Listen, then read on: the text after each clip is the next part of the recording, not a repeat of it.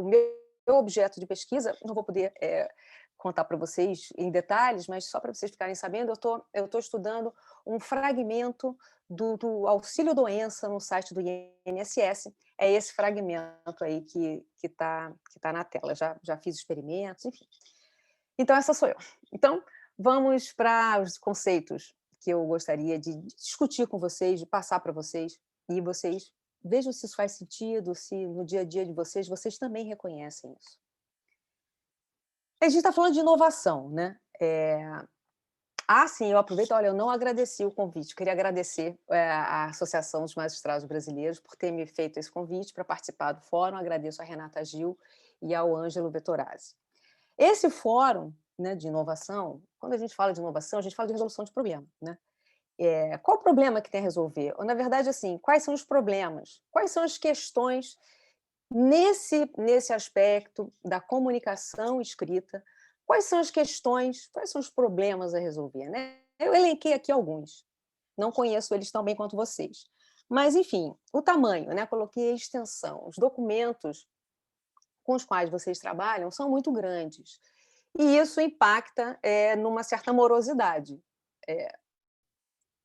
Documentos longos, os processos são demorados, e o processo já é demorado pela própria natureza dele, mas dada também a extensão e, e o volume de texto, o processamento disso tudo fica ainda mais demorado, né? Então, essas questões, elas comprometem a eficiência, elas prejudicam a produtividade e eu fico imaginando assim, geram uma sobrecarga cognitiva muito grande, né? Muito grande a sobrecarga cognitiva de vocês. E dentro desse, né? Tá, tem um problema, mas espera aí, é preciso tomar alguns cuidados. Quando a gente fala de inovação, né, e a linguagem simples ela é considerada uma prática inovadora, se não fosse, não estaria inserida num fórum de inovação, a gente precisa zelar, né, tomar cuidado, tem alguns valores a zelar. E aí eu elenquei aqui alguns, e acredito que vocês tenham outros em mente. Eu acho que a comunicação escrita de juízes preza pela riqueza argumentativa, acho que dos operadores de direito de maneira geral, né? Preza pela precisão, né? Uma determinada palavra quer dizer aquilo, né? Tem uma questão também da tradição, toda mudança ela entra nesse lugar de negociação de tradição. O que é informação essencial? O que é informação acessória? O que pode ser mexido? Né? E aí eu trago aqui aquela imagem do bebê e da água do banho, né? Porque o que você joga fora e o que você tem que tomar cuidado para não jogar fora alguma coisa que é essencial. Então é preciso muito bom senso, muita razoabilidade na hora de considerar a linguagem simples uma solução possível para esses problemas do dia a dia. Tomar esses cuidados possibilitam a inovação e principalmente sustentam a mudança. Então vamos assim, a linguagem simples. A linguagem simples ela vem desse movimento, ela é conhecida como em inglês como plain language. Plain, o sinônimo é exatamente esse, simples, direto, objetivo, sem rodeios. Na língua espanhola é conhecida como lenguaje claro. Em português de Portugal se fala linguagem clara também. É uma causa social e é uma técnica de comunicação. Como causa social, a linguagem simples defende, luta pelo direito de entender as informações que orientam o cotidiano, né? É um movimento. Tem até uma frase muito bonita, quando Al Gore era vice-presidente dos Estados Unidos, ou havia naquele momento um movimento grande, um programa grande de governo em prol da plain language, e ele era a pessoa responsável por isso, para vocês terem ideia de como era importante isso dentro daquele esquema do governo. E ele disse essa frase, que ficou uma frase assim muito icônica e lapidar, que a linguagem simples é um direito civil. E é mesmo, tanto que, como essa causa, estou projetando aí agora na tela uma imagem que foi da conferência, há uns dias atrás, a conferência de uma das organizações de linguagem simples, que se chama Clarity International, que é ligada só em plain legal language, só na área jurídica. E o nome da conferência deles foi justamente esse: Acesso para todos à linguagem simples é um direito civil. Mas a linguagem simples, além de uma causa, e principalmente ela é uma técnica de comunicação. E aí eu estou trazendo uma definição da Federação Internacional de Linguagem Simples, que diz que uma comunicação está em linguagem simples quando a sua redação, estrutura e design são tão claros que os leitores encontram facilmente o que precisam, entendem o que encontram e usam essa informação. Essa é a tradução dessa frase que está aí na tela, que é justamente a definição de linguagem simples, na página que fala da linguagem simples jurídica, legal, do site da Clarity, que eles dizem que dão essa definição e eles falam que a linguagem simples é exatamente a mesma coisa, só que foca nas comunicações do campo do direito. Então, eu só sublinhei aqui alguns verbos, né, da definição. O leitor precisa encontrar facilmente o que ele está precisando, a informação que precisa, deve entender o que encontra e deve saber usar essa informação. Então, assim, o slogan da minha assessoria justamente é esse: ler, entender e agir. Porque a informação ela está ligada à ação. No frigir dos ovos, o que essa técnica propõe é evitar elementos linguísticos que dificultam compreender a informação. Quando eu falo que dificultam compreender a informação, eu digo que isso é, inclusive, para quem tem mais escolaridade, para pessoas como nós, como vocês, que têm uma cancha de leitura absurda, uma escolaridade altíssima, esses elementos linguísticos, existem elementos linguísticos que dificultam, que eu vou elencar aqui algum deles. Palavras pouco comuns, um vocabulário excessivamente técnico sem ser explicado, siglas sem explicação, jargão, frases excessivamente longas, frases na ordem indireta, muita incidência de voz passiva, muitas nominalizações, sequência de substantivos abstratos, enfim, há vários elementos linguísticos. E eu acredito que é claro que esses elementos constituem o estilo tradicional de escrita do setor público. A linguagem jurídica, a linguagem judiciária, a linguagem legislativa, a linguagem administrativa, a previdenciária, da saúde pública, usa muito esses elementos linguísticos, que são justamente os que dificultam a compreensão. Então, isso é linguagem simples. O que não é linguagem simples? Linguagem simples, existe o receio de que vai jogar fora informação, de que vai simplificar demais, que vai gerar imprecisões, que vai esvaziar o vocabulário. Isso não é linguagem simples. Isso aí é outra coisa que deve ter outro nome. Quando a gente está falando de linguagem simples, eu estou falando de escolha de palavras, escolher palavras, formular frases de determinada maneira, organizar parágrafos, estruturar a informação e usar recursos visuais. Isso, claro, cuidando, zelando daqueles valores, né, da riqueza, da precisão. E aí eu trago um exemplo de linguagem simples, de um trabalho que eu fiz, né, eu redigi, eu trabalhei na Carta Brasileira para Cidades Inteligentes, que foi lançada agora há poucas semanas. Então, trago aqui só um parágrafo original, antes de ser reescrito.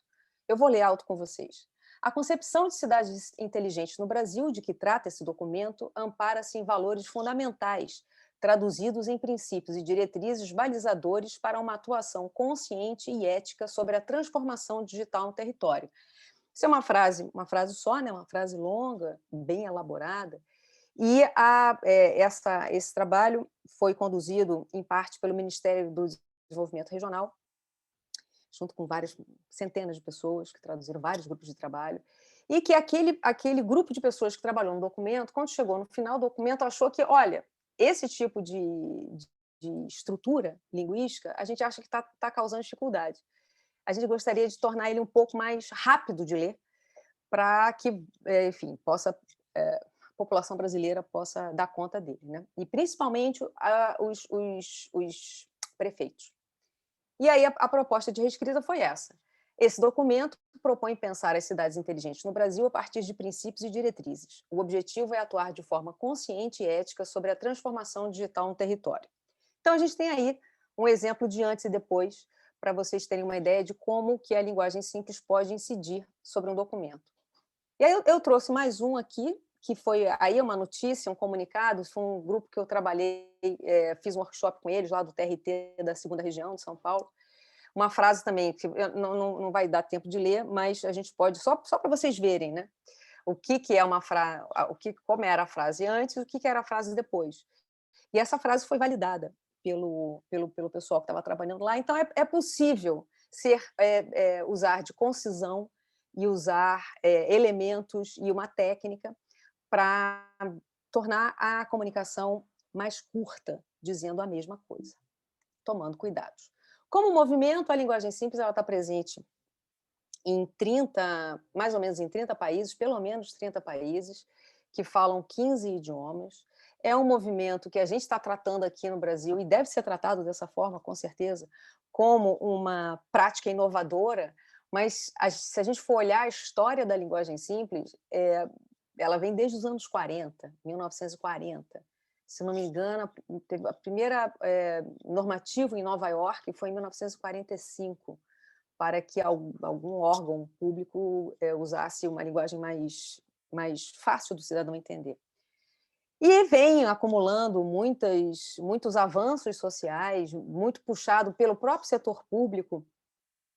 No meu livro, eu conto bem esse movimento de como a linguagem simples evoluiu, especialmente no que diz respeito à governança digital. É uma história longa e muito bonita. E um desenvolvimento recentíssimo, agora no final desse mês, de novembro, haverá uma reunião do Comitê Internacional da ISO, né? ISO é aquela instituição normativa de standards para várias áreas. Coloquei até a logomarca da ISO ali perto da Austrália de propósito, porque o comitê da ISO, a sede da ISO é na Austrália, e haverá uma avaliação, um processo que já vem há alguns anos, mas será avaliado um draft, um esboço de um ISO para plain language, para a linguagem simples. Então, isso será um desenvolvimento muito importante para o avanço dessa pauta. Aqui no Brasil, a linguagem simples é um tema novo, um interesse, eu diria que crescente, crescente com certeza. Às vezes, eu acho até que ele é exponencial, porque realmente uma progressão muito grande. A gente já tem hoje em dia, não sei se os senhores e as senhoras sabem, a gente já tem no Brasil uma lei municipal de linguagem simples na cidade de São Paulo, é a Lei 17.316, ela foi aprovada em março, alguns dias antes da pandemia, ela foi sancionada, entrou em vigor, né? Existe um projeto de lei tramitando na Câmara dos Deputados, é o PL 6256, que está tramitando desde 2019. Existe um programa estadual de linguagem simples no estado do Ceará. A própria Escola Nacional de Administração Pública tem oferecido cursos de linguagem simples. Eu mencionei para vocês o curso que eu tenho lá. O pessoal de São Paulo, do Laboratório de Inovação de São Paulo, que está operacionalizando o programa de linguagem simples da Prefeitura de São Paulo, também tem um curso na ENAP. Existe um grupo de WhatsApp também da ENAP, mas dentro desse leque de ações que se chama InovaGov, tem um grupo de WhatsApp de linguagem simples, muito ativo, laboratórios de inovação, assim como o laboratório de inovação da AMB, outros laboratórios estão se aproximando desse tema. Existem pesquisas acadêmicas em curso aqui no Brasil, e uma notícia muito boa, que uma rede de linguagem simples voltada exclusivamente para o setor público está sendo gestada já há vários meses, e o lançamento é previsto para agora, mês que vem, começo de dezembro de 2020. Eu faço parte desse grupo, esse grupo gestor, esse núcleo gestor que vem pensando a rede. Fazem parte desse núcleo pessoas do Laboratório 011, de São Paulo, o Laboratório IRIS, que é o do Ceará, a Secretaria de Governo Digital, e eu estou como observadora da sociedade civil. Nós estamos trabalhando já desde maio, e lançamos um formulário, uma espécie de uma consulta, dentro dos canais de comunicação das pessoas que fazem parte do núcleo gestor. Tem uma rede em gestação, o que você gostaria de ver na rede, o que você não gostaria de ver na rede? E nós tivemos, em uma semana, 433 respostas, antes da rede ser lançada. Então, isso eu acho que é bem auspicioso. Temos aí um momento bom para a linguagem simples. Então, para saber mais sobre esse tema, lá no site da Comunica Simples, no item de menu Referências, há várias referências. Esses cursos que eu mencionei estão lá, as políticas também estão lá, as leis, e as iniciativas, algumas iniciativas internacionais, lá há mais referências. Bem, diretrizes. Como se escreve em linguagem simples, né? E existe qual é a fonte, né? Porque já falei para vocês, a linguagem simples está presente no setor público em muitos países, né? Eu mencionei que ela é presente em 30 países, mas aí, né, buscando assim um enfoque mais na questão assim de uso oficial por setor público, eu posso garantir que existem pelo menos 15 países. Eu digo isso porque eu estou trabalhando na minha pesquisa, estou projetando aí na tela para vocês uma tabela, né, que vocês podem ver que tem lá uma coluna de governo, diretriz 1, diretriz 2, diretriz 3. Então, assim, nos governos tem Austrália, Canadá, Estados Unidos, Nova Zelândia, Reino Unido, Colômbia, Chile, México. Ainda tem de país, tem Portugal na minha pesquisa, aí tem Ceará, São Paulo, o portal GovBR, né, o governo brasileiro, pela Secretaria de Governo Digital. Eu reuni 12 países e compus essa tabela, é uma dos produtos, digamos assim, da pesquisa que eu estou fazendo. Agora, é interessante a gente observar que, como a linguagem simples ela é um movimento muito pulverizado há muitas décadas, com vários atores sociais, em várias culturas, em vários momentos históricos, esses vários atores sociais foram construindo diretrizes de uma maneira ou de outra, né? Acho que até mais do que menos, amparada por pesquisa na área de estudos de linguagem, para dar conta de como resolver aqueles elementos linguísticos que causam dificuldade para a leitura, né? A literatura dos estudos de linguagem é muito extensa com relação... Vou só dar um exemplo aqui das nominalizações. Nominalização ou substantivação é quando um elemento da frase se torna um substantivo, ele poderia ser um verbo ou ele vira um substantivo. Então, existe uma larga literatura acadêmica de estudos sobre isso. Só que esses agentes que foram construindo essas diretrizes e elas foram se consolidando, é interessante a gente ver que são vários países, né? Esses dias eu estava vendo, inclusive, uma iniciativa do governo da Polônia, em polonês. Graças ao Google Tradutor, dá para acompanhar. E realmente são as mesmas estruturas. Então, a gente vê que essa linguagem, esses elementos, eles se repetem. E é muito espalhado. Então, não existe uma bíblia da linguagem simples, não existe uma referência única. Eu acho que a ISO da linguagem simples, a partir do momento que ela venha a existir, vai ser muito importante, porque vai ser um unificador.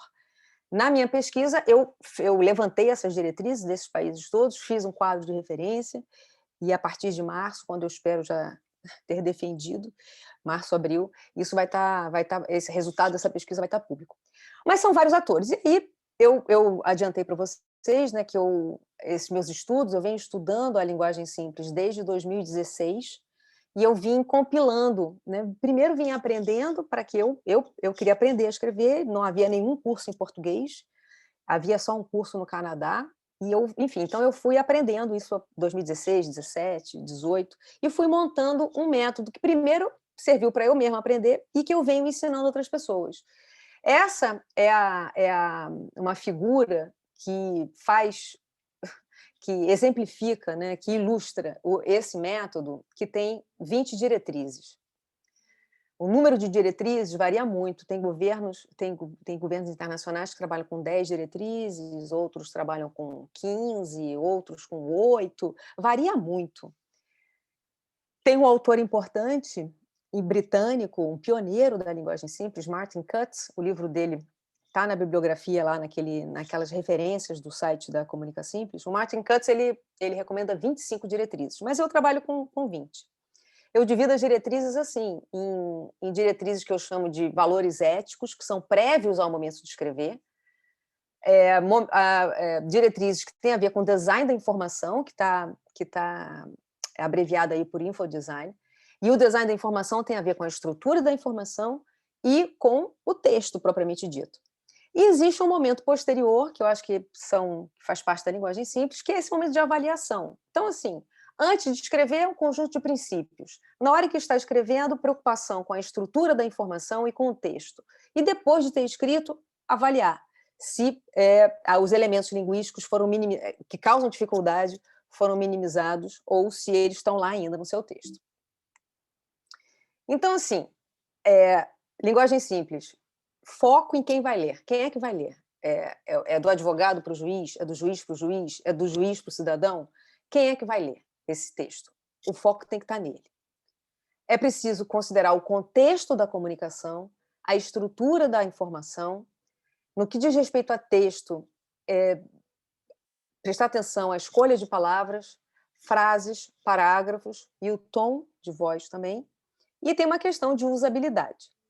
Então, como eu falei para vocês, eu trabalho com 20 diretrizes, mas eu trouxe 3 aqui, que eu vou apresentar agora, essas 3, e são essas 3 que eu acho que com elas já dá para começar essa trajetória aí de linguagem simples. Elas são fáceis, gente. A linguagem simples ela tem assim, essa questão, né? Porque são relativamente fáceis, mas elas são muito difíceis de colocar em prática, porque implica porque escrever diferente significa pensar diferente. Então, vejam só, acho que vocês vão achar bem fácil.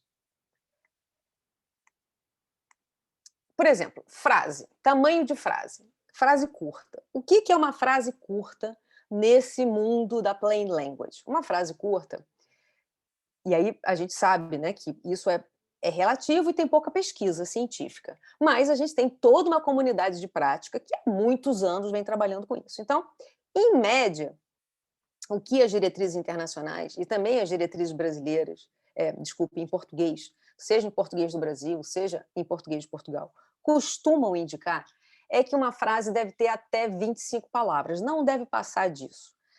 Há diretrizes, há autores, governos, inclusive, que indicam que elas devem ter entre 15 e 20 palavras. Mas isso é relativo, porque às vezes você tem uma frase de 25 palavras super complicada de entender, e você tem uma frase que tem 40 palavras que está facílima de entender. Então, assim, é preciso usar bom senso, né? Linguagem simples, isoladamente, ela não existe, ela só existe associada a bom senso. Mas essa costuma ser a orientação. Frase com até 25 palavras. Frases na ordem direta. Essa é uma característica muito, muito importante, porque a ordem direta, como vocês sabem, é aquela: sujeito, verbo, complemento da frase. A mente humana, ela está preparada para receber uma frase nessa ordem. Se a frase não está nessa ordem, se existe uma inversão, né, a ordem é a ordem indireta, se há orações intercaladas, isso tudo vai causando uma dificuldade de fazer muitas vezes o parsing, né, que o pessoal de linguística chama de, acho que parsing, acho que o termo é esse. Fazer o parsing, você fazer a análise sintática, você entender que pedaço, na sua cabeça, quando você está lendo uma frase. Nós que temos muita cancha de leitura, a gente não se dá conta do número de operações mentais que são feitas quando a gente está lendo uma frase. A gente só se dá conta quando a gente fica cansado. No final do dia de trabalho, você fica cansado com aquela sobrecarga, aí você sabe que foi pesado o dia. Mas frases na ordem direta, elas facilitam. E é muito incomum a gente ver frase na ordem direta na linguagem jurídica, na linguagem da justiça, na linguagem legislativa. E a questão da hierarquia da informação, que para a linguagem simples é um ponto muito importante, que é usar um pouco do que no jornalismo se chama de pirâmide invertida. A pirâmide invertida é o seguinte: a informação mais importante vem primeiro. Então, você está lá lendo o noticiário, logo no início da notícia, estão as informações principais. E depois vem vindo as informações menos importantes, até o final se você encontrar no final de uma notícia uma informação importantíssima para a compreensão daquele fato, uma pessoa não redigiu direito, porque tudo deve estar em primeiro lugar. E isso a gente aprende quando a gente estuda o jornalismo, e isso é um preceito do jornalismo que os praticantes de linguagem simples também utilizam. Aí, eu trouxe um exemplo aqui, só para exemplificar. Peguei uma notícia, fui lá no site do TSE e peguei uma notícia, esse primeiro parágrafo da notícia, que eu vou trazer aqui para outra tela. Então, a notícia já começa assim. Qualquer cidadão, inclusive estudiosos, acadêmicos e integrantes da comunidade jurídica, pode enviar sugestões ao grupo de trabalho, GT, do Tribunal Superior Eleitoral, TSE, responsável pela elaboração de propostas que irão viabilizar a implementação da decisão do Supremo Tribunal Federal, STF, no julgamento do inquérito 4435, que reconheceu a competência, meu fôlego já está acabando, que reconheceu a competência da Justiça Eleitoral para processar e julgar crimes comuns que apresentem conexão com delitos eleitorais. Muito bem. Vamos fazer uma análise aqui dessa frase. Lembra que a diretriz de linguagem simples fala, olha, procura fazer frases curtas, de até 25 palavras. Esse primeiro parágrafo, na verdade, é uma frase só.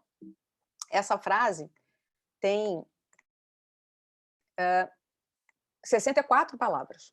Então, quando a gente se depara com uma frase desse tamanho, nós, quando pensamos em linguagem simples, a gente já começa a pensar assim, vem cá, de repente dá para quebrar em 2 ou 3, talvez 2, enfim. A gente já, quando vai fazer um diagnóstico, você já bate em 64 palavras e fala, tem que ter 64 palavras mesmo? Será que dá para diminuir? Isso é uma primeira abordagem. Aí, frase na ordem direta. Sujeito, verbo, complemento. Eu peguei essa frase daí e a gente já vê que logo no início já tem uma intercalada aqui, né? O inclusive estudiosos, acadêmicos e integrantes da comunidade jurídica, né, já interrompeu. Então, por quê? Seria, qualquer cidadão pode enviar sugestões. E aí já teve aquela interrupção ali. Então, isso não é bom. E eu não vou, eu só estou trazendo aqui essa visão crítica dessas 3 diretrizes, porque, enfim, tem outras questões essa frase.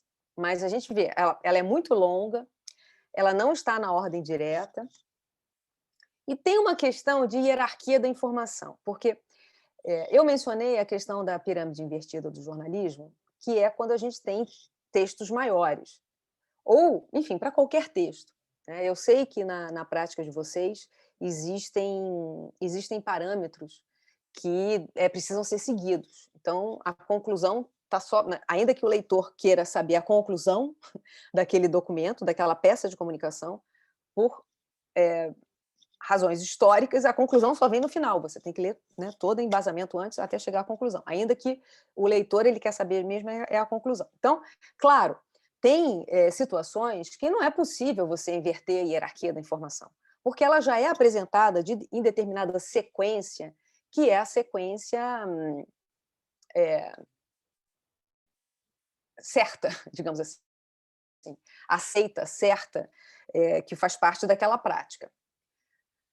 Acontece que você pode, mesmo dentro dos seus parágrafos, e é aí que eu sugiro que a gente olhe a hierarquia da informação, mesmo num texto pequeno, porque a hierarquia da informação é para documentos maiores. Só que, às vezes, dentro do mesmo parágrafo ou da mesma frase, a coisa mais importante não vem primeiro. A peça de informação mais importante não vem primeiro. E aí, aqui, quando eu estava lendo essa frase, escolhendo, né, uma frase para poder exemplificar aqui para vocês, eu fiquei pensando nisso. Eu falei assim, nossa, olha só, naquela frase, né, se a gente for olhar, se a hierarquia da informação sugere a pirâmide invertida e fala, olha, a informação mais importante deve vir primeiro, e, claro, a gente estava falando de um contexto de notícia, né, porque eu peguei do site do TSE, era uma seção de notícia ali. Então, as pessoas estão querendo saber os fatos, né? Esse aposto que está aí, né? O inclusive estudiosos, acadêmicos e integrantes da comunidade científica. Se é qualquer pessoa, né? Tá, você está querendo só... ou a pessoa que redigiu quis só frisar que o pessoal da comunidade jurídica pode participar. Não são só os cidadãos. E, então, essa informação estava meio solta ali, e, na minha visão, quando eu estava fazendo essa análise, me pareceu que ali a questão do julgamento do inquérito também estava meio solta, assim. E aí, essa essa um questionamento, uma problematização que é válido fazer sempre que for possível, nas situações que vocês estiverem produzindo, comunicação escrita, né, informando. E aí, a partir dessas diretrizes, eu fiz uma reescrita aqui. Cada um de nós fará uma reescrita diferente, porque a escrita, ela depende do escritor, da escritora, né, de quem está escrevendo. A minha reescrita foi essa. Qualquer pessoa pode sugerir como a Justiça Eleitoral deve processar e julgar crimes comuns relacionados a delitos eleitorais. Essa nova competência da Justiça Eleitoral foi reconhecida quando o Supremo Tribunal Federal julgou o inquérito 4435. As sugestões serão encaminhadas ao grupo que está trabalhando na elaboração de propostas. Cidadãos, acadêmicos e integrantes da comunidade jurídica podem contribuir. Então, se a gente for olhar do ponto de vista da frase curta, lembra que ela é uma frase só com 64 palavras. Eu dividi ela em 3 frases, uma com 18, uma com 17 e a outra deixa eu ver aqui que o Zoom está encobrindo, com 22 palavras. Então, no total, esse texto ficou com 57 palavras nessa minha reescrita. Que você pode ter questionamento, você pode falar, mas eu acho que o que você reescreveu aqui eu faria diferente. Lógico. A linguagem simples, ela é um processo colaborativo, em grande parte. A gente escreve individualmente, mas muitas vezes a gente está inserido, né? Acho que no caso do trabalho de vocês, o trabalho de vocês é muito individual, mas muitas equipes de trabalho trabalham juntas, são multidisciplinares, e é muito interessante trabalhar colaborativamente quando está reescrevendo em linguagem simples. Então, assim, do ponto de vista de frase curta, a gente conseguiu resolver. Do ponto de vista de frase na ordem direta, se não me engano, estão todas na ordem direta. E, na minha visão, tem uma hierarquia da informação, tem um fluxo da informação que faz mais sentido. Bem, essa era a parte que eu condensei para passar para vocês. E agora a gente pode ir para as práticas individuais. Lembrando que a prática individual é para vocês fazerem um diagnóstico e uma reescrita. Já já a Luane vai botar no chat esse texto 1 aí. Mas eu quero só dar uma passada aqui com vocês antes dela colocar o texto 1 no chat. Eu separei um texto, né? Não peguei material diretamente do universo de produção escrita de vocês. Eu peguei alguma coisa mais ou menos do campo da temática de vocês. Esse aí, se não me engano, foi no Ministério da Justiça que eu peguei, uma explicação sobre o Fundo de Defesa de Direitos Difusos. Então, eu peço que vocês façam. Primeiro, isso é individual, tá, gente? A Luana vai botar, por favor, Luana, Luane, você já pode colocar no chat, por gentileza. Eu vou dar 5 minutos para vocês. Eu gostaria que vocês lessem esse texto, fizessem um diagnóstico de frase, curta, ordem direta e hierarquia da informação, e fizessem uma reescrita. Então, a gente tem 5 minutos. Aí, daqui a 5 minutos, aí tem o segundo texto, tá? Mas daqui a 5, vou deixar vocês 5 minutos, vou ficar por aqui. E boa produção. Se vocês tiverem alguma dúvida, por favor, é só me avisar.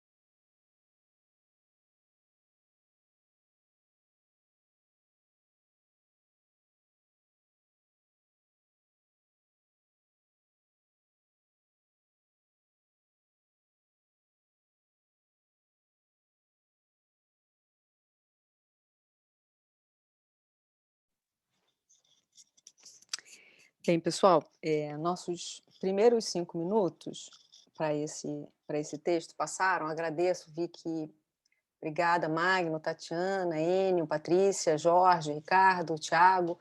Vocês colocaram já o, o texto no chat. E quem. Tá, Patrícia, já vi. Faltou a segunda parte da sua frase. Pode deixar, vou considerar. E aí, enfim, quem quiser, quem conseguir, nos próximos minutinhos aí, segundinhos aí, postar o seu também, será ótimo para a gente depois poder conversar sobre eles. E aí, agora, eu proponho assim, um outro texto, que aí esse texto ele é um pouquinho maior. É exatamente para fazer a mesma coisa, diagnóstico e reescrita. Esse foi um texto que eu tirei de uma cartilha aqui do Tribunal de Justiça aqui do Rio de Janeiro, que é o meu estado. E aí o texto é esse que está aí. Eu vou pedir para... É sobre o... Como é que é mesmo? É o Juizado Especial do Torcedor de Grandes Eventos. Então, vou pedir para a Luane, para ela colocar no chat, e vocês fazerem a mesma prática. Aí eu vou dar um tempo um pouco maior, tá? Eu vou dar... Como o texto é um pouquinho maior, eu vou dar 10 minutos. Não, eu vou dar 6 minutos, 8 minutos. Aí eu aviso vocês. Bom trabalho.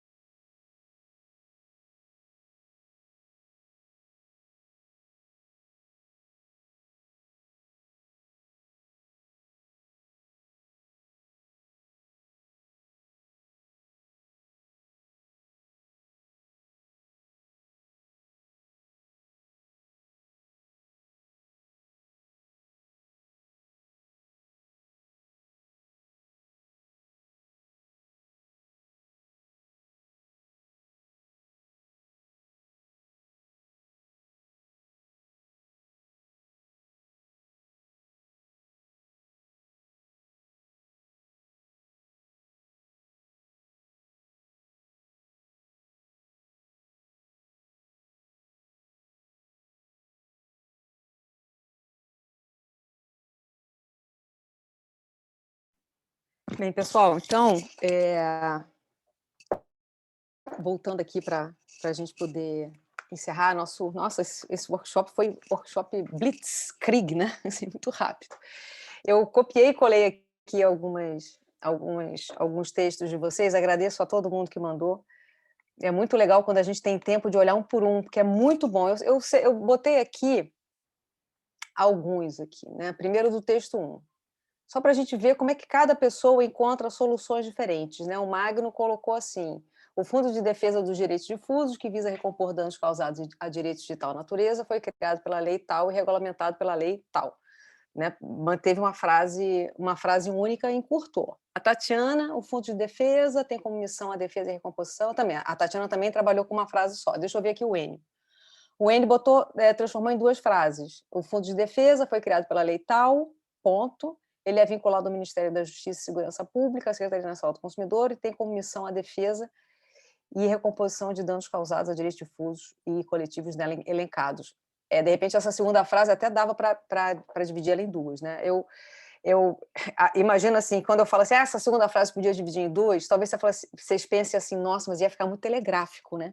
Talvez fique muito telegráfico.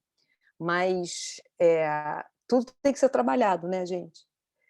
É que essa segunda frase dele aqui ainda tem 2 informações distintas. Mas é claro, se estava tudo numa só, já é um ganho. Aí mais umas ações aqui de vocês, reescritas.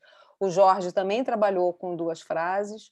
O Ricardo fez uma síntese aqui. O Fundo de Defesa de Direitos Difusos tem como missão a defesa e recomposição de danos causados a direitos difusos e coletivos. O Tiago fez parecido com... o Tiago já criou 3 frases. Aquela primeira da missão, depois ele colocou a criação da lei e depois ele falou que ele é vinculado ao Ministério da Justiça, né? Eu não sei, eu fico pensando aqui que, de repente, o fato dele ter sido criado por uma lei, o número da lei, é uma informação menos relevante, poderia entrar em último lugar. Isso na minha visão. E aí trouxe aqui uns exemplozinhos do texto 2, a Renata fez uma coisa assim, não, acho que a Renata talvez... a Renata ela deve ter continuado, desculpa, Renata, eu cortei aqui, devia estar em outro pedaço. Então, vamos para Krentel. O juizado do torcedor existe para atender às demandas ocorridas nos eventos e age conforme determina o estatuto do torcedor. E a Tatiana fez um texto, manteve o texto um pouco maior, e ela também deixou numa frase só, né? A principal missão é decidir conflitos de pequenas causas previstos na lei dos juizados, além de fazer cumprir. Enfim, gente, a gente tem aí uns minutinhos finais, deixa eu só, assim, para a gente poder ter uma troca de ideia, deixa eu só botar aqui os meus contatos aqui, caso vocês queiram anotar, e aí eu vou voltar aqui para a nossa visão de plenária. Enfim, gostaria de saber o que vocês acharam dessa pequena oportunidade de conhecer esse movimento, que é um movimento tão bonito e com tantos avanços sociais, e também o que vocês acharam de observar um texto a partir dessas premissas aí. Se alguém quiser comentar no chat, ou se alguém quiser abrir o microfone também para fazer algum comentário, é muito rico. Boa tarde, Luísa, boa tarde, colegas.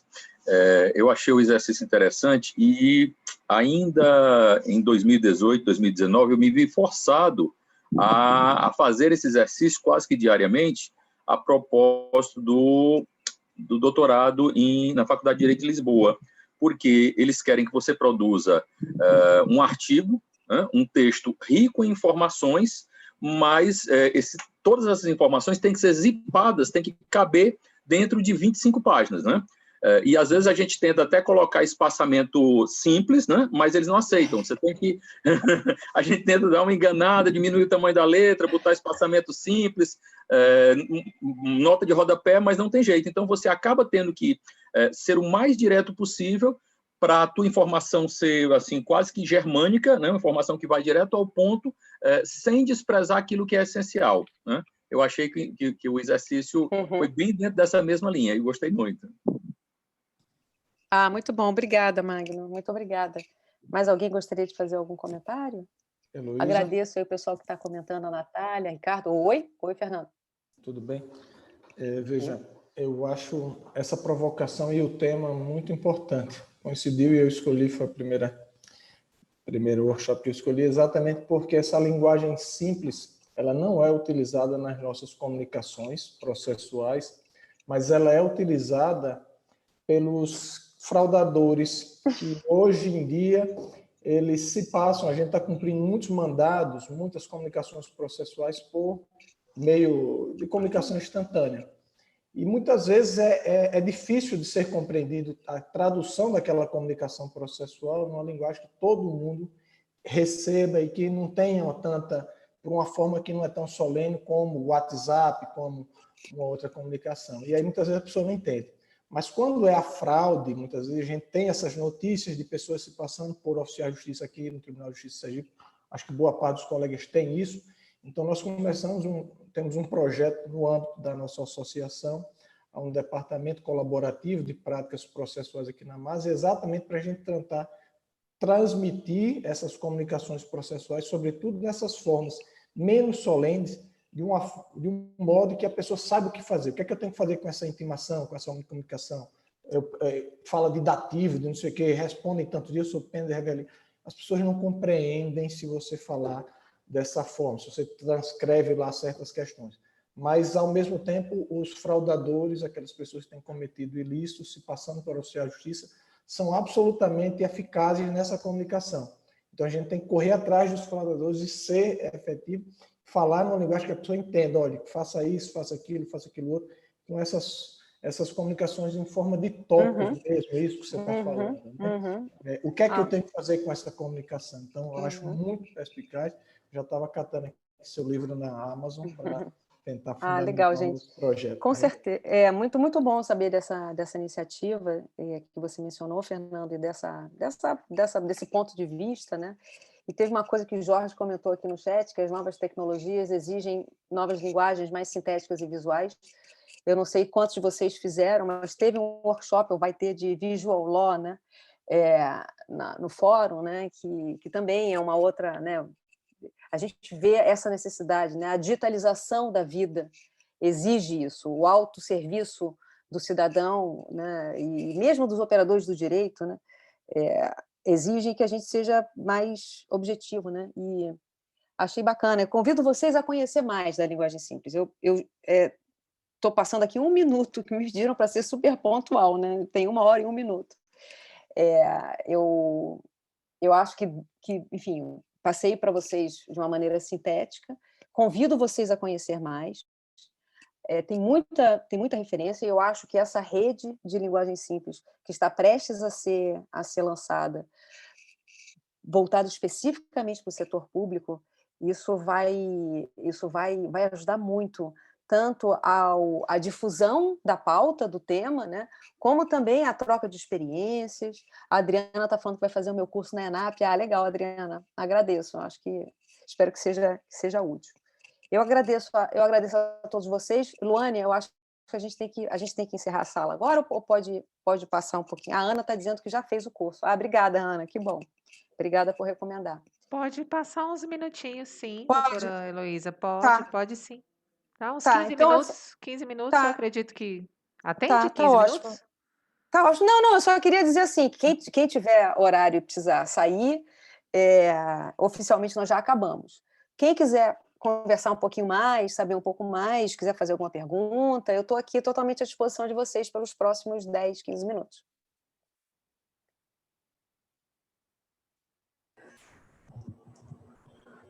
Adriana? Sim, eu acho que tem um exercício nosso de autocrítica importante, que a gente está muito acostumado nessa coisa da voz passiva, do um monte de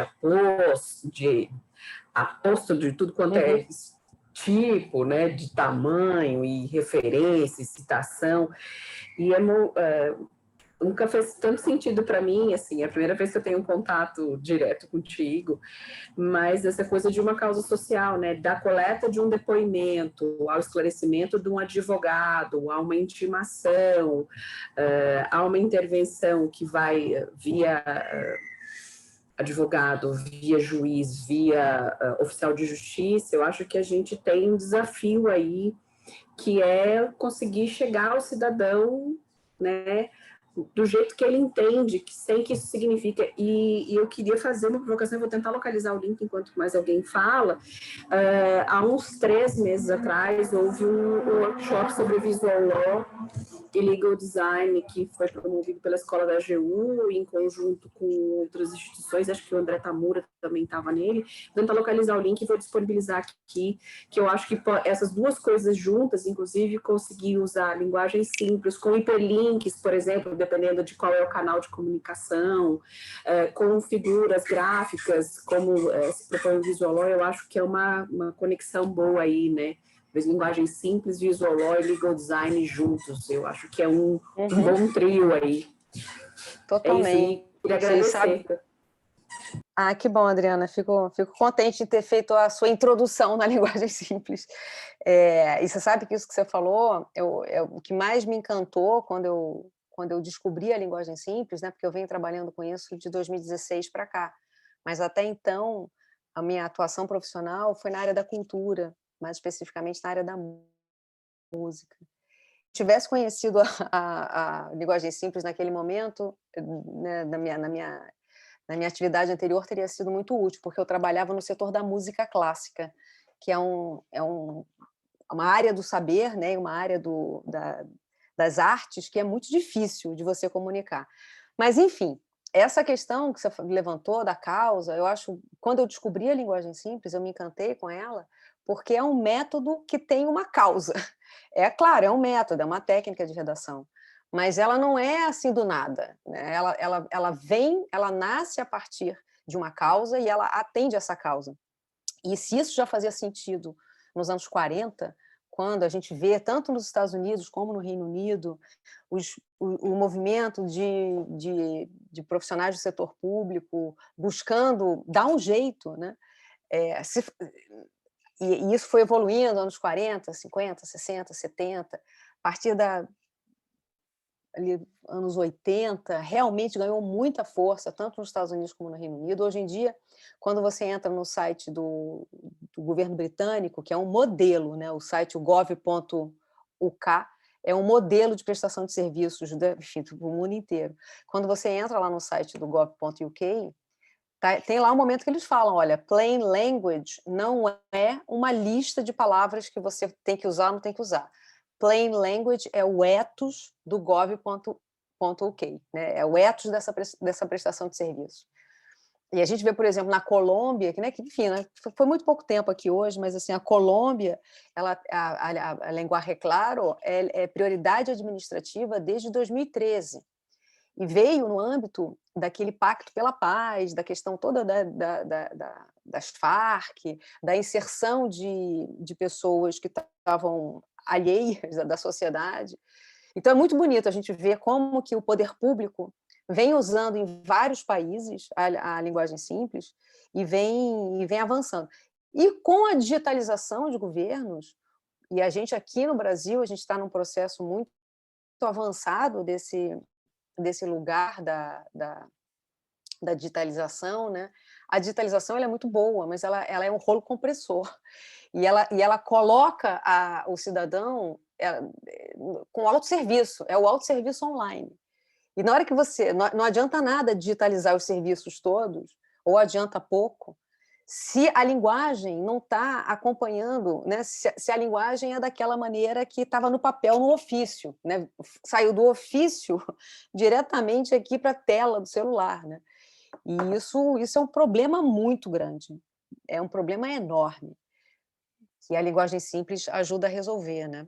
E a Ana está falando aqui da acessibilidade, né? Com certeza.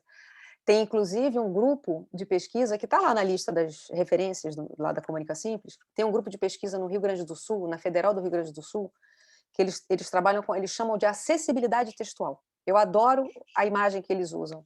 Eles dizem que um texto difícil de ler, e quando eu falo difícil de ler, não estou falando do cidadão que é analfabeto funcional. Estou falando, na minha pesquisa, eu tô avaliando aquele texto do INSS, já fiz isso. com 42 participantes de autoescolaridade, pessoas com especialização, mestrado, doutorado, pós-doutores. As pessoas tropeçam na compreensão daquele texto, gente. Pós-doutor, né? Então, assim, quando a gente tem uma questão, quando a gente fala de acessibilidade textual, né, e a Ana Paula falou que é democracia, é isso, né? A gente está nesse território, mas quando a gente fala de acessibilidade, a gente não está falando uma acessibilidade só para quem, vamos falar assim, para quem tem pouco instrumental cognitivo. Mas a gente está falando também, em grande parte, para quem tem grande instrumental cognitivo. E o pessoal lá do Rio Grande do Sul, que eu estava mencionando, da Federal do Rio Grande do Sul, eles usam essa imagem de um texto difícil, complicado, desnecessariamente complicado de entender, a uma escada para uma pessoa que estava usando uma cadeira de roda. Você não consegue subir aquela escada. E eles usam essa imagem de uma rampinha, a linguagem simples, como a acessibilidade textual, né, como uma rampinha, que a dificuldade ela está lá. O processo é complexo, o vocabulário é técnico, mas você tem que dar um jeito, né? Creio está falando aqui, o CNJ devia abraçar a ideia da linguagem simples. Com certeza. Acho que a gente... O Ricardo também botou aqui um link do Laboratório Íris. Eu recomendo muito, de inovação jurídica em linguagem simples. Eu recomendo muito que vocês acompanhem o que o Laboratório de Inovação e Dados do Ceará, que é o Íris, está fazendo. Eles têm muito material disponível e eles têm agora uma advogada, uma equipe multidisciplinar, como deve ser. Tem gente da área... A coordenadora é uma pessoa da área de letras, redatora, tem designer, tem cientista de informação de dados, tem advogada, enfim, é uma equipe multidisciplinar, né? Então, eu acho que esse assunto é um assunto que tende... Felizmente chegou a hora dele, né? E quando a gente para pensar, isso está em todos os lugares, né? Assim, se você entrar no elevador do seu prédio, comunicado do síndico ou da síndica do seu prédio, pode ter certeza que podia ter uma linguagem simples ali no comunicado do condomínio, né? E eu vejo aqui no meu condomínio, por exemplo, como que os comunicados são de um jeito que geram retrabalho, que geram problema. E a gente está falando, né? Estou falando de uma comunidade super pequena, um condomínio que tem 25 apartamentos. E quando esse texto do INSS que eu estou estudando, que é o auxílio-doença, é justamente um pedaço da explicação que está no site do INSS sobre benefícios concedidos ou reativados por decisão judicial. São 4 parágrafos, são 4 frases, e que explica ali, né? Ou deveria explicar. E aí eu pedi, pela Lei de Acesso à Informação, eu pedi o número de benefícios de auxílio-doença que foram concedidos, porque eu já tinha visto no anuário do CNJ sobre como que o auxílio-doença é um assunto principal, recorrente, na área de direito previdenciário, né? E aí eu fiquei pensando, nossa, mas imagina, eu pedi o número de benefícios concedidos, né? E nos últimos 12 meses, de junho a junho, foram 2.187.000 benefícios concedidos. E não sei quantos foram solicitados e não foram concedidos, né? Mas, enfim, os números que vocês, no setor público, trabalham, o número de pessoas que são impactadas pelos textos, né, são enormes. Então, um texto mais fácil de entender, quanto que gera... E o governo da Colômbia, como eu mencionei para vocês, eles têm essa preocupação já há bastante tempo. Tem um estudo do BID, o Banco Interamericano de Desenvolvimento, que tem uma quantificação do número de horas e em dinheiro, quanto que a linguagem simples contribui, né, para a economia mesmo, tanto de tempo do Estado como das pessoas, né? Mas, enfim, gente, esse é um assunto que eu posso ficar 3 horas conversando, que é um assunto fascinante e com muitas abordagens, né? A Ana Paula falou aqui que as instituições de ensino jurídico precisam reformular sua didática a partir da linguagem simples. Pois é, você sabe que eu estava conversando com o pessoal, agora, uns dias atrás, eles são do Paraná, da Procuradoria, da Procuradoria, e eles estavam falando que tem lá um curso, quando os novos procuradores entram, eles oferecem alguns cursos, e eles falaram, acho que a gente devia oferecer um curso tanto de visual law quanto de linguagem simples, para quem tá entrando aqui, né? Então, eu acho que esse é um tema que está em crescimento e que espero que as instituições de ensino jurídico realmente considerem, porque, na minha visão, a linguagem simples ela é uma disciplina, e foi isso que me levou a avançar nos estudos acadêmicos, assim, porque eu entendo que é uma disciplina que beneficia os operadores do direito, todos, mas também beneficia as pessoas da área de saúde, beneficia quem trabalha na área de ciências exatas, qualquer profissão que você tenha um cliente, né, que na verdade são todas, né, praticamente todas. Então eu entendo que a linguagem simples ela é uma disciplina a ser constituída, talvez com uma disciplina eletiva, para que pessoas de várias áreas, né, possam cursar um semestre de linguagem simples.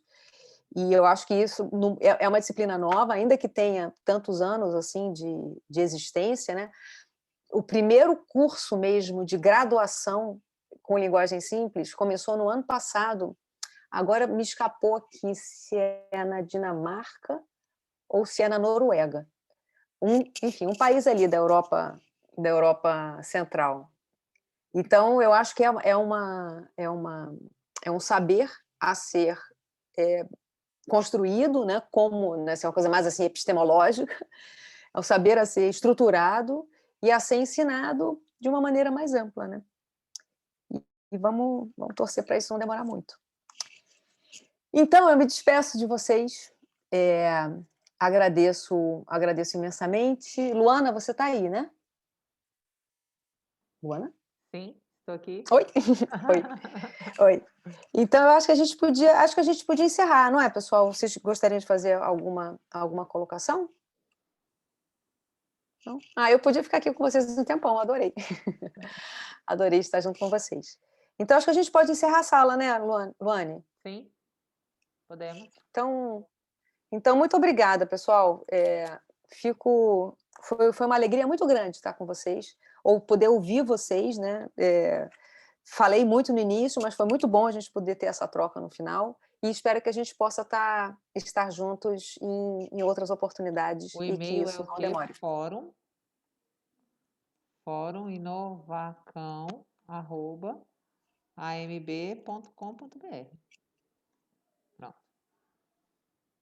fóruminovacão@amb.com.br. Muito obrigada. Então, um abraço a todos. Tchau, tchau. Boa noite.